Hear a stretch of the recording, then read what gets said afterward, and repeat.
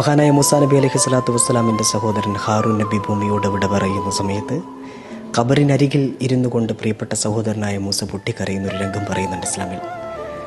ഖബറിലെ ഭയാനകതകളെ ഓർത്ത് തൻ്റെ പ്രിയപ്പെട്ടവൻ്റെ വേർപാടിനെ കുറിച്ച് ഓർത്തൊക്കെയായിരുന്നു കരഞ്ഞത്. ആ സമയത്ത് നമ്മളെ പാവം പഠിച്ച മൂസാ നബിയോട് പറയുന്നുണ്ട്, യാ മൂസ ലൗ അദിൻതു ലി അഹ്ലിൽ ഖുബൂരി ലിയുഖ്ബിറൂക ബിലുത്ഫി ലഅഖ്ബറൂക. ഞാനെങ്ങാനും ഈ മറമാടപ്പെട്ട മനുഷ്യർക്കൊക്കെ അവരെ ഞാൻ എങ്ങനെ ട്രീറ്റ് ചെയ്തു, അവരോട് ഞാൻ എത്ര സൗമ്യമായി പെരുമാറി എന്നത് വിളിച്ചു പറയാനുള്ള ഒരു അവസരം കൊടുത്തു കഴിഞ്ഞാൽ അവർക്ക് എണീറ്റ് നിന്ന് വിളിച്ചു പറയുമായിരുന്നു എൻ്റെ സ്നേഹത്തെക്കുറിച്ച്, കാരുണ്യത്തെക്കുറിച്ച്. യാ മൂസ ലം അൻസഹും അലല്ലാഹിരിൽ അർള്.